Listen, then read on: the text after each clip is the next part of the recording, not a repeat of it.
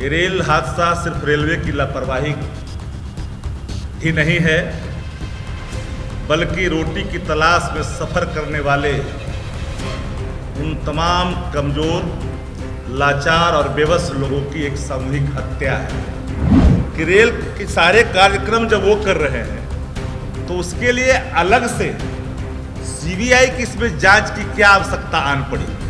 नमस्कार, आप देख रहे हैं न्यूज़ 24। मैं हूं आपके साथ रिया सुमन। देखिए, इस वक्त आरजेडी कार्यालय में है, जहां पर आज आरजेडी प्रवक्ता शक्ति सिंह यादव ने प्रेस वार्ता करके सीधा निशाना साधा केंद्र सरकार पे। उन्होंने बताया रेलवे दुर्घटना को सामूहिक दुर्घटना, यानी कि ये हत्या है, ये हत्या केंद्र सरकार ने कराया है, ये सामूहिक हत्या है, उन्होंने साफ तौर पर कहा है। तो सबसे पहले आप आरजेडी प्रवक्ता शक्ति सिंह यादव को सुनिए, इस वीडियो में क्या कुछ कहते नजर आ रहे हैं। महत्वपूर्ण संवाददाता सम्मेलन में उपस्थित सभी पत्रकार साथियों का हम हार्दिक स्वागत करते हैं और बात करना चाहते हैं जो बालासोर रेल हादसा है। ये रेल हादसा सिर्फ रेलवे की लापरवाही ही नहीं है, बल्कि रोटी की तलाश में सफ़र करने वाले उन तमाम कमज़ोर, लाचार और बेबस लोगों की एक सामूहिक हत्या है। हत्या हम इसलिए कह रहे हैं कि रेलवे अधिकारी ने 2 फरवरी को ही सरकार को, रेल मंत्रालय को पत्राचार कर करके स्पष्ट तौर पे कहा कि सिग्नल, इलेक्ट्रिकल और मैकेनिकल 2 फॉल्ट की तरफ इशारा था और सिग्नल के खराबी के संदर्भ में इसलिए कहा कि एक गुड्स ट्रेन और एक संपर्क क्रांति ट्रेन की वहाँ पर हादसा होते होते बची थी और उसी बाबत पूरी रिपोर्ट की एक कॉपी देश के रेल मंत्रालय को समर्पित किया, अधिकारियों को समर्पित किया। पर लगातार हरी झंडी दिखाने वाले देश के आदरणीय प्रधानमंत्री जी हर कार्यक्रमों में हरी झंडी वो दिखाते, लेकिन इस रेल हादसे पर जिम्मेदारी नहीं ले रहे हैं, क्योंकि देश की जनता रेल मंत्री का नाम नहीं जानता कि रेल मंत्री हैं कौन। रेल मंत्री अदृश्य हैं और रेल मंत्री चुपचाप रहे, इस मौत का इंतजार करते रहे। अगर इन पत्रों का समीक्षा कर ली होती और उसके पहले ये सावधानियों से निपट लिए होते, सिग्नल को ठीक कर लिए होते, तो मैं समझता हूं कि इतनी बड़ी सामूहिक हत्या इस देश में नहीं होती। गरीब और कमज़ोर लोग आज काल के गाल में रेलवे की आपराधिक लापरवाही के कारण नहीं घुस जाते। तो मेरा मत साफ है कि भाई बताइए, आप सुरक्षा कवच के नाम पर लगातार व्याख्यान करते हैं, अब बताइए कि सुरक्षा कवच के पैसे कहाँ गए? सुरक्षा कवच पर पैसे कहाँ गए? सुरक्षा कवच में भी कटौती हो रही है और इसलिए हमने कहा कि रेल के सारे कार्यक्रम जब वो कर रहे हैं तो उसके लिए अलग से सीबीआई की इसमें जांच की क्या आवश्यकता आन पड़ी। जब अधिकारियों ने अपनी रपट में इन सारे चीज़ों का उल्लेख किया, खराबी का वर्णन किया, आशंका जाहिर की, दुर्घटना होने की बात कह दी, फिर भी इसकी सीबीआई की जांच क्यों कर आन पड़ी। प्रथम दृष्टया में हमें लगता है कि सीबीआई की जांच किसी कमज़ोर लोगों को, निरीह प्राणी को बलि का बकरा बना करके सरकार अपने क्लीन सेव होना चाहती है और सीबीआई की जांच इसलिए कराने के लिए आनन फानन में, जहां ऑलरेडी जब मैकेनिकल और इलेक्ट्रिकल फॉल्ट पहले ही से चिन्हित हैं, उस मामलों में सीबीआई की जांच का उद्देश्य क्या है? यह एक सवाल जरूर देश के सामने खड़ा है। इसलिए रेलवे का जो हादसा है, बेलसौर रेलवे दुर्घटना है, ये क्रिमिनल नेग्लिजेंसी सिर्फ एक सामूहिक हत्या का मामला बनता है और अगर रेलवे मंत्रालय समय रहते इन चीज़ों को समझ लेती, उसको पुख्ता कर ली होती, तो आज देश को संकट का सामना नहीं करना पड़ता। सबसे बड़ी बात कि सीमाओं पर, देश के सीमाओं पर जहां भारत की प्रतिष्ठा घट रही है, वहीं भीतर गरीब और कमजोर लोगों की जान मुफ्त में यूं ही काल के गाल में समाने पर मजबूर कर रही है देश की हुकूमत। तो आज का जो हमारा एक पाठ था कि रेलवे के सवाल पर हम किन से मांगे, हम तो इस्तीफे की बात भी नहीं करते। ये तो टोटली एक हत्या का मामला है। इस्तीफा किन से मांगिएगा, नैतिकता की बात किन से करिएगा? जो नैतिकता को मानक मान के आत्मसार करके जो निर्णय लेते हैं, नैतिकता उनके लिए है। नैतिकता उनके लिए कतई नहीं है जो आपदा में भी अपने चेहरे चमकाने के अवसर तलाशते हैं, गम में भी एक अलग खुशी का माहौल बांटने की कोशिश करवाते हैं। तो इसलिए मेरा मानना साफ है कि पूरी जो रेलवे की दुर्घटना में जितने लोग उसमें हत्या, जितने लोग मारे गए हैं, संख्या भी कहीं न कहीं इसको छिपाई जा रही है। अभी तो शिनाख्त भी नहीं हो पा रहा है कि कौन लोग हैं, कहाँ के लोग हैं। यह भी जो दिल खुल करके आया है, यह भी एक चिंता का विषय है। इसलिए मेरा मानना है कि एक सामूहिक हत्या है, एक क्रिमिनल नेग्लिजेंसी रेलवे का है और रेल मंत्रालय को पत्राचार के बावजूद भी इंतजार रेल करता रहा इस सामूहिक हत्या होने की। ये बड़ा सवाल है देश के सामने। इस बाबत हमने आपको कष्ट दिया और जो पत्र लिखी गई है उस पत्र की कॉपी हम आप तक दे भी रहे हैं आपके अवलोकनार्थ हेतु, ताकि आप भी देखें इस पत्र में किन विषयों का जिक्र अधिकारियों ने की है।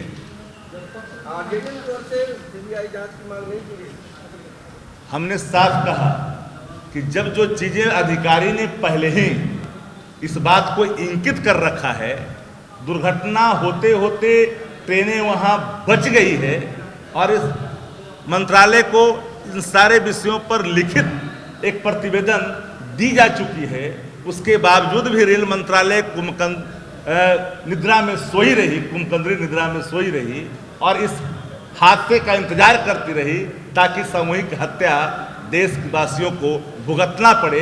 ये सवाल बहुत सबसे ज्यादा तकलीफदेह है और महत्वपूर्ण है।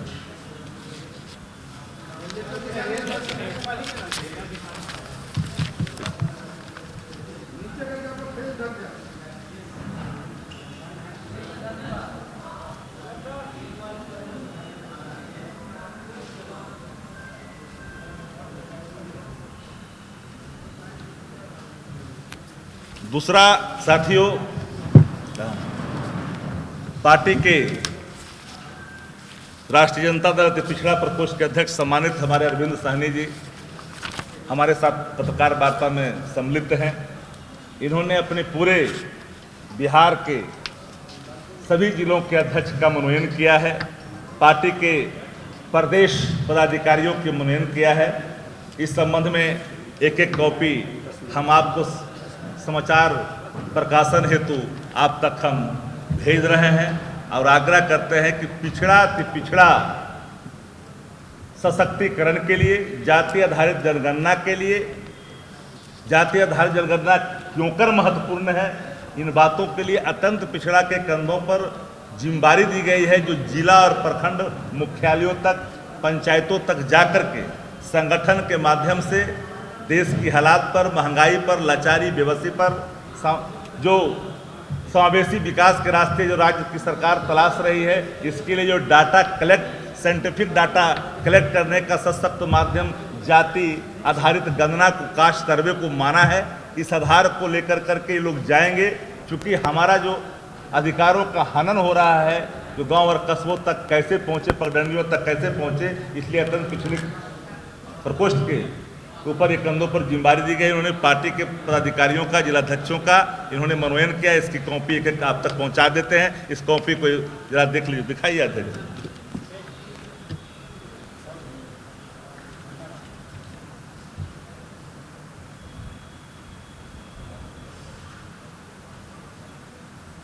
धन्यवाद सर।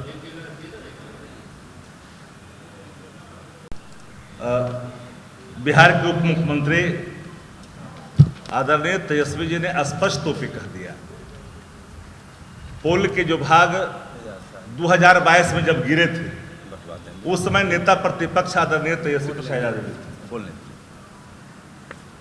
और सवाल खड़े भी हुए थे। लेकिन जब सत्ता में आने के बाद इन मामलों को देखने के बाद आईआईटी रुड़की को जांच के लिए दे दिया गया। प्रथम दृष्टया में जो मामले आए 5 स्पैन को तोड़ने का आदेश भी दे दिए गए, लेकिन आशंकाएं और बढ़ गई। लग रहा था कि कोई फॉल्ट है, डिजाइन में कहीं ना कोई फॉल्ट है, इसलिए सभी स्पैनों की जांच के लिए रुड़की को लिखा गया और कहा गया, और उन्होंने श्योर किया है और सरकार प्रतिबद्ध है, चाहे जो नेग्लिजेंसी जिस स्तर पर जिनकी भी होगी, कंपनियों को नोटिस किया गया है, काली सूची में डालने की जरूरत पड़ेगी वह भी होगा, पैसे भी वसूलने की जरूरत पड़ेगी वह भी किया जाएगा, वित्तीय बोझ राज्य के खजाने पर नहीं पड़े यह भी सोचा जा रहा है। और पुल चहुं दिशा से जब तक तकनीकी तौर पर सुरक्षित होकर करके निर्माण नहीं हो जाता तब तक आम जनता को समर्पित नहीं की जाएगी। जो अथॉरिटी है, इंजीनियरिंग अथॉरिटी है, जिस डिजाइन को देखता है उसकी भी हर पहलुओं को देखा जाएगा और पूरी पारदर्शिता के साथ उस पुल के निर्माण में जो प्रतिबद्धताएं दोहराई है नेता ने उसको स्थापित की जाएगी, क्योंकि ये मुख्यमंत्री जी का ड्रीम प्रोजेक्ट है। सबसे महत्वपूर्ण सवाल इसलिए बन जाता है कि 17 से लेकर के 22 तक कौन है मंत्री, किनके समय में, किनके काल के समय में निर्माण अधिकतम हो गया। और एक बड़ा सवाल इसलिए है कि 19 में डेडलाइन उन कंपनियों को कौन मंत्री ने दिया। वह उनके ट्विटर हैंडल को देखिए, सर्वश्री नंदकिशोर जी के ट्विटर हैंडल को देखिए, 19 का, 20 में कौन दिया टारगेट पूरा करने का, 21 में कौन दिया, 22 में कौन दिया। जब आपने समीक्षा नहीं की, तकनीकी पहलुओं को जाना नहीं और आपने लगातार अल्टीमेटम पर अल्टीमेटम पूर्ण करने की बात और घोषणाएं कर, अंतिम घोषणा हमारे नए नवेले मंत्री उस समय के नितिन नवीन जी ने श्रावणी मेला के अवसर पर कह दिया कि अगले श्रावणी मेला होने के पहले आवागमन के लिए ये पुल खोल दिए जाएंगे, जनता को समर्पित कर दी जाएगी। इन चीजों पर उन लोगों ने ध्यान नहीं दिया, लेकिन तेजस्वी जी ने जो मंत्री हैं, पथ निर्माण मंत्री हैं, स्पष्ट तौर पे कहा कि हम किसी भी कीमत पर क्वालिटी से कोई कंप्रोमाइज नहीं करेंगे। जरूरत आन पड़ेगी कार्रवाई की वह भी करेंगे, ब्लैक लिस्टेड भी करेंगे। और सिर्फ ये यहाँ ही नहीं, अब तो वो कंपनी बिहार के जहां जहां पुल का निर्माण कर रही है, अब सब पुलों की समीक्षा आवश्यक प्रतीत हो गई है, तो वह भी सरकार उन पहलुओं पर भी विचार कर रही है, ध्यान दे रही है। बीजेपी ये सवाल कर रही है कि नेता विपक्ष रहते हुए जिस आईएएस अधिकारी पर कार्रवाई की मांग कर रहे थे, उन्हीं को बैठा करके कार्रवाई का आश्वासन दे रहे हैं। शब्द अपेक्षित नहीं है कि मैं कहूं उनके लिए। अब कोई अज्ञानता के दहलीज पर कोई नादानियत भरा बयान दे, जिनके वो साथ लंबे समय तक कार्य किए हुए हो, वो व्यक्ति उनके ही कार्यशैली पे अगर सवाल खड़े कर रहे हैं, वो विषय एक अलग है। लेकिन हमने शुरू में कहा कि जांच के क्रम में नेग्लिजेंसी जिनके ऊपर जाएगी, वो चाहे जो भी होंगे, हम पीछे नहीं हटेंगे। हमने आपको कहा कि रिटर्न कोई आदेश काम करने के नहीं थे, तुड़वाने के आदेश थे। और एक चीज और जान लीजिए, रुड़की से बड़ा कोई आपके पास तकनीकी पहलुओं की जांच करने की संस्था नहीं है। हम नादानियत की बात नहीं करते कि फलना से जांच करवा लीजिए। तकनीकी पक्षों की का जो जांच है वो तकनीकी पक्ष ही कर सकता है। इसमें पुलिस क्या जांच करेगी, सीबीआई क्या जांच करेगी।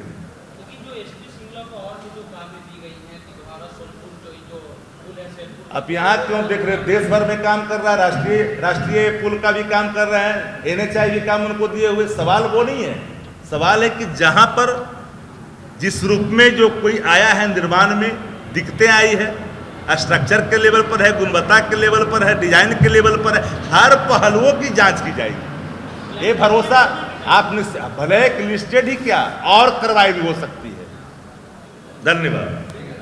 तो आपने साफ तौर पे सुना कि सीधा निशाना साधते हुए उन्होंने केंद्र सरकार पे कहा कि लगातार रेलवे दुर्घटना में सीबीआई की जांच होनी चाहिए, जांच एजेंसी बैठनी चाहिए और पूरी तरह से रेलवे दुर्घटना की जांच पड़ताल होनी चाहिए।